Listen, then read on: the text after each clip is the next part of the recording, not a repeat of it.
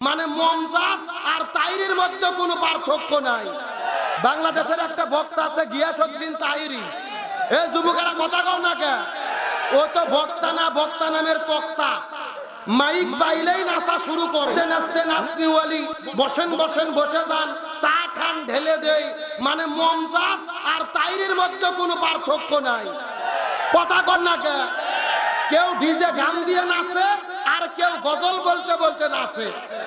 জিনিস একই কিন্তু মডেল আলাদা। এ কথা কন।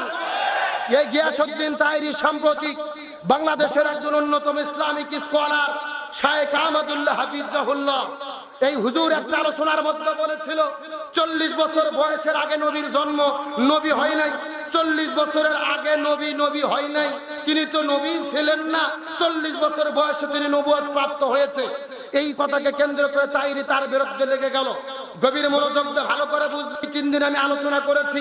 তাহিরি ভাইয়ের ভক্তরা আমাকে বলতেছে আপনি শায়েখের দালাল, আপনি শায়েখ আহমদুল্লাহর চামচামি করতেছেন, শায়েখের পূজারি করতেছেন। আমি বলেছি না, আমি কারো দালাল নই, আমি কারো পুজো করতেছি না।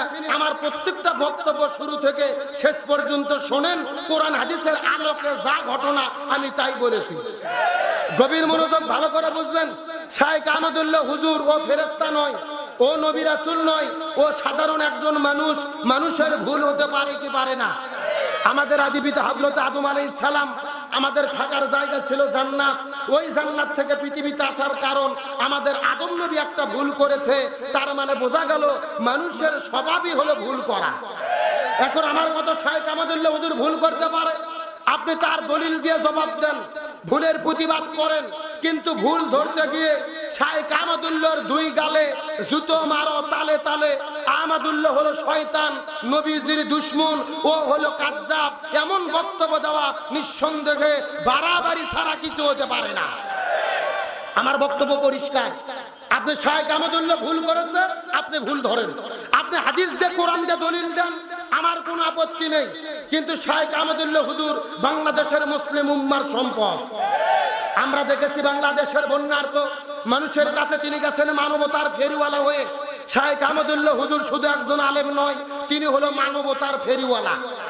এই বাংলাদেশে 5 লক্ষ বৃক্ষরোপণ করেছে, বন্যার্ত মানুষকে খাবার দিয়েছে, শীতার্ত মানুষকে পোশাক দিয়েছে, করোনা দুর্গত মানুষের ঘরে ঘরে খাবার পৌঁছে দিয়েছে।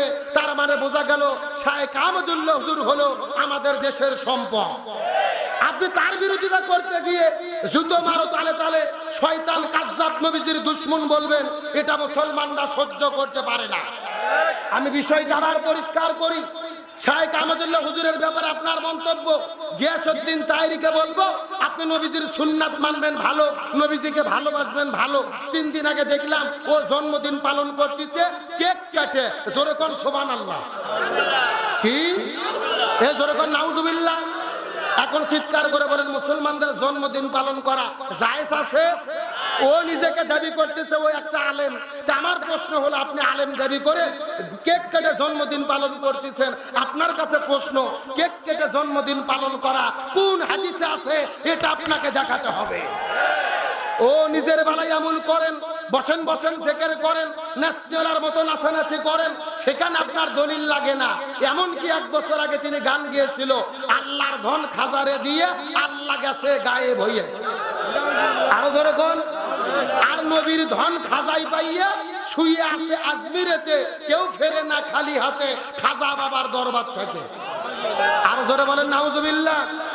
গানটা কত মারাত্মক লক্ষ্য করেন। বলতেছে আল্লাহর ধন রসুলকে দিয়ে আল্লাহ গেছে গায়েব হইয়া, মানে আল্লাহর যত ধন সম্পদ পাওয়ার ছিল নবীকে দিয়ে আল্লাহ গায়েব হইয়া নাই হয়ে গেছে।